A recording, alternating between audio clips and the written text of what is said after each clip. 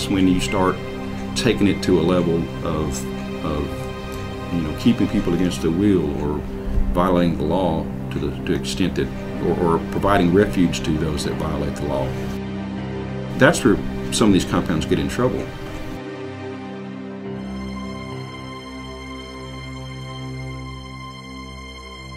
The person that actually took the pictures of the crime scene, he said this was a homicide.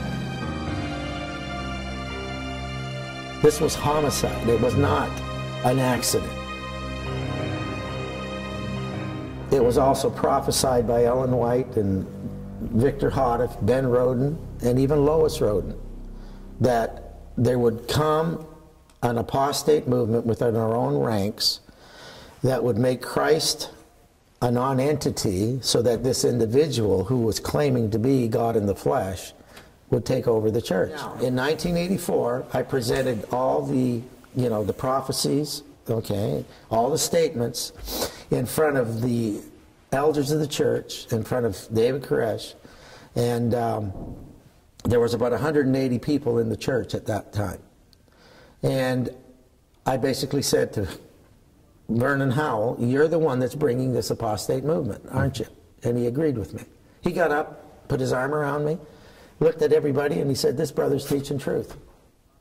Went back and sat down. That was it, you see.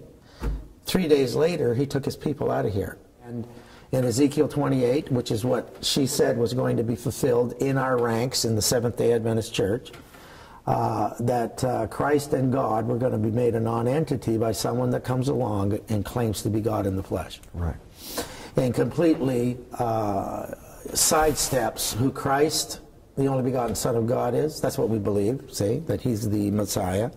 And that the Holy Spirit is the Lamb in Revelation 5 and 6 that he claimed to be. And it says that no man can be that individual. No created being can be that individual, and he made that claim. And I told him, I says, you're stepping out of line here. Right. And you're going to be judged just like it says. And he was. You know, they really whitewashed everything.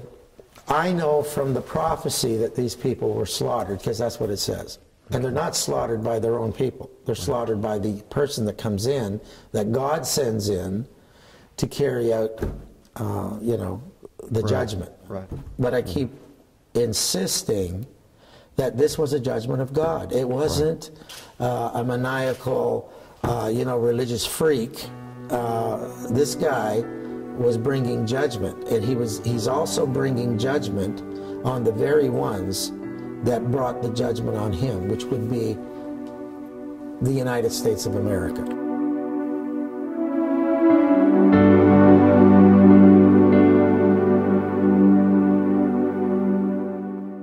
We staged at the what do they call, like the Civic Center there in Waco before we were to go. It was during that time that we became aware, or the tactical commanders became aware, that we had lost the element of surprise. That we had an undercover agent that was actually inside the compound that morning. That agent was able to determine, obviously, that they knew we were coming, and at that point they were getting ready for us. Of course, hindsight being what it is, at that point the entire operation should have been canceled. It should have gone away. We should have gone about it a different way. For whatever reason, that was not the decision made by those in charge, and so we went ahead and went with the element of surprise, compromised, which led to a lot of issues, obviously.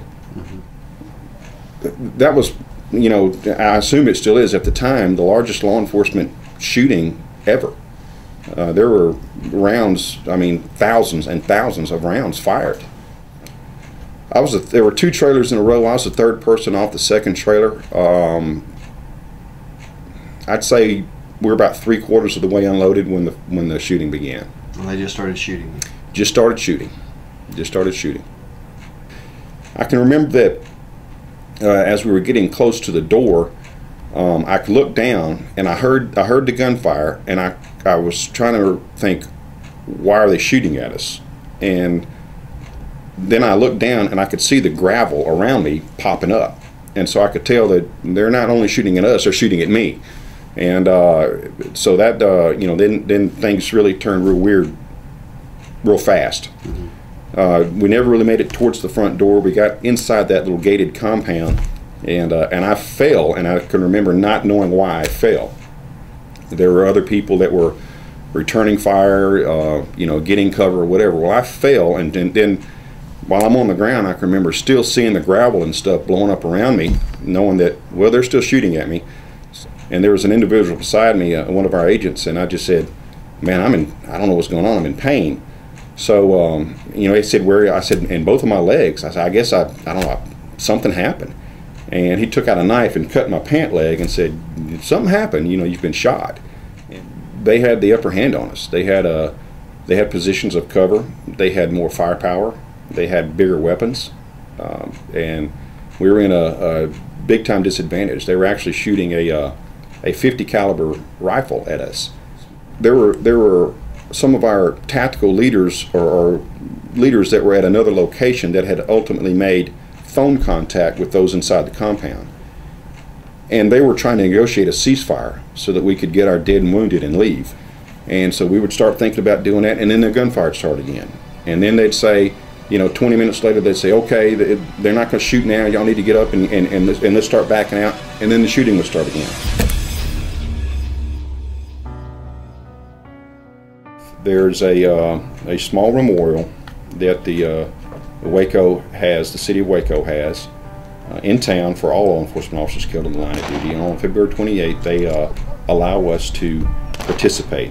And we've only done it basically in 5-year increments. And this is the, you know, once every 5 years. Right. Well, this is the 20, and most of us are retired or about to be retired, or several have passed on. And so we've determined that this is the last get-together. We're standing on property owned by the Branch Davidians here at Mount Carmel on February 28, 1993, when ATF agents armed with federal search and arrest warrants for this location came to the complex, came to this compound, and were met with gunfire from inside the walls of the Branch Davidian compound. And who fired the first shots? What actually happened, we may never know. Branch Davidians claim that the ATF may have shot their own individuals, their own agents. ATF claims that they were fired upon by Branch Davidians inside the compound. Seeing these federal agents out here, these ATF agents out there, how does that make you feel? It makes me feel that maybe we're going to be able to come to an agreement somehow that this whole thing was orchestrated by the Lord, because these guys didn't know what the heck happened either, and neither did the Branch Davidians. It just happened.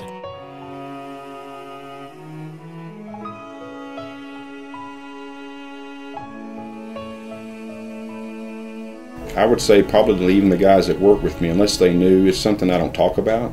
People that meet me on the street might see this interview and say, I had no idea. I just don't. I'm doing this because I'm about to retire. This has been 20 years, and it'll probably be one of the last times I talk about it. But it's just, I don't mind looking back as to what happened in my career, but I refuse to stare.